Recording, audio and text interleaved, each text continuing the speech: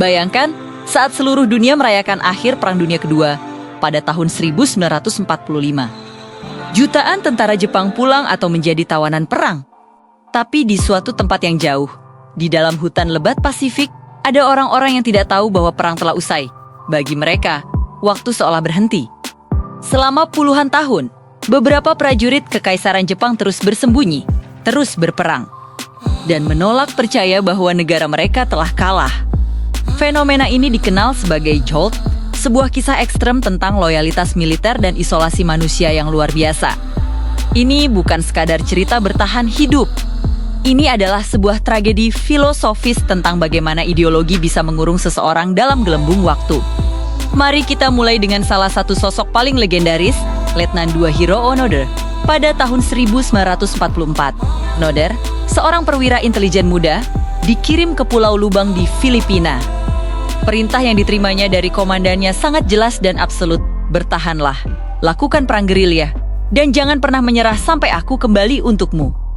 Perintah itu ia pegang teguh layaknya sebuah kitab suci.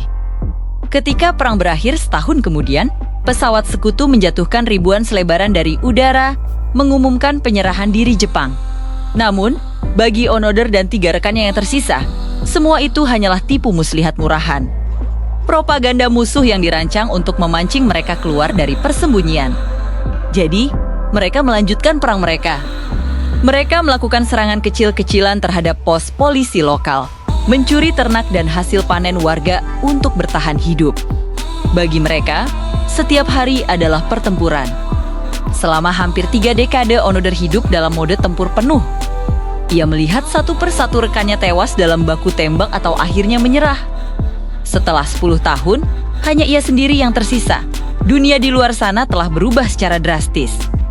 Manusia sudah berhasil mendarat di bulan, televisi berwarna menjadi hal biasa.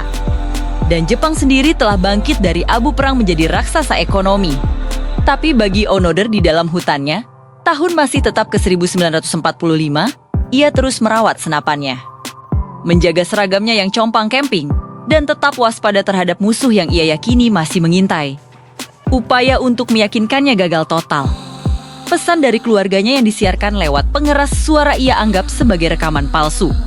Surat kabar yang dijatuhkan dari udara ia anggap sebagai berita bohong.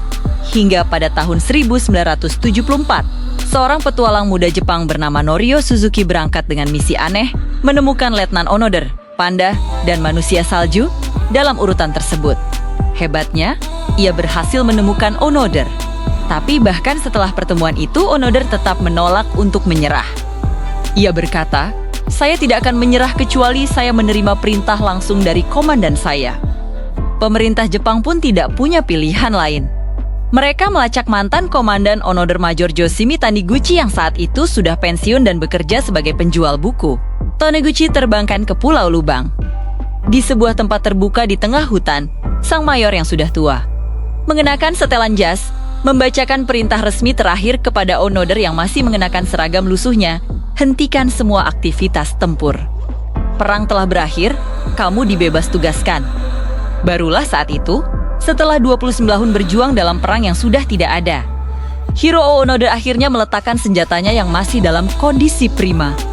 Ia menyerahkan pedang samurainya, dan secara resmi mengakhiri Perang Dunia Kedua, versinya sendiri. Kisah yang tak kalah mengharukan datang dari Kopral Shoichi Yokoi. Ia ditemukan 2 tahun sebelum Onoda, pada tahun 1972, di Pulau Guam yang terpencil.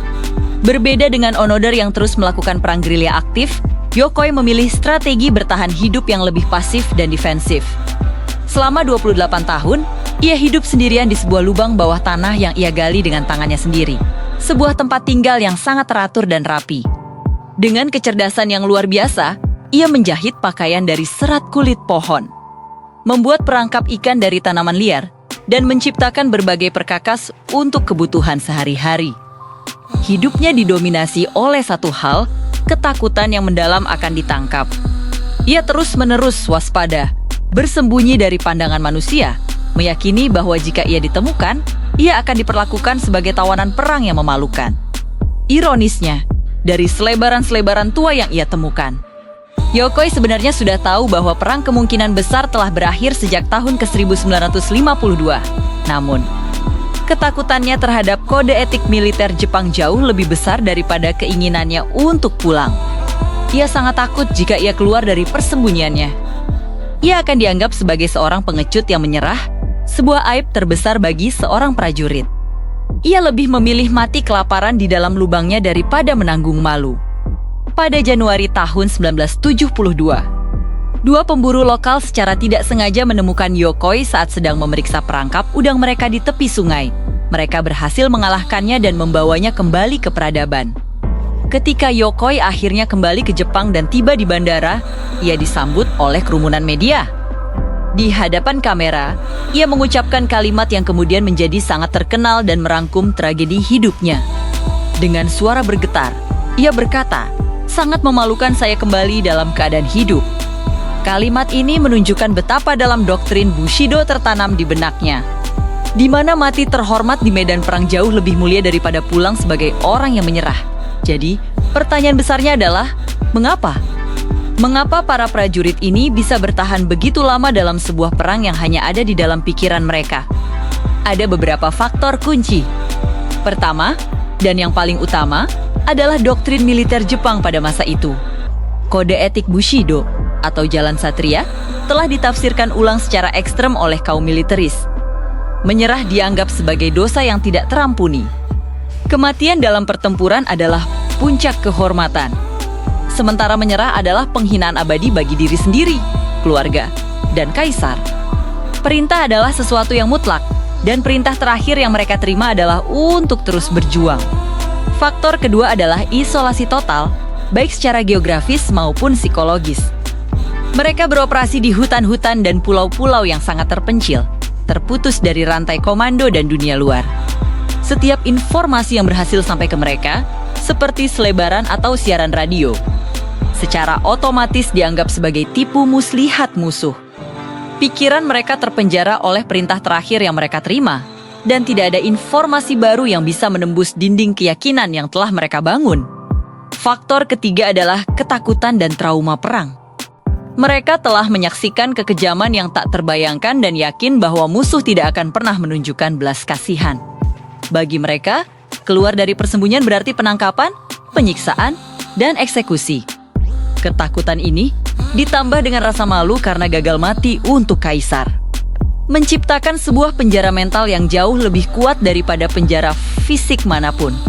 Kepulangan Onoda dan Yokoi ke Jepang disambut dengan perasaan yang campur aduk. Di satu sisi, ada gelombang kekaguman nasional. Mereka dipandang sebagai pahlawan samurai dari masa lalu. Simbol ketahanan, loyalitas, dan semangat Jepang yang tak terkalahkan.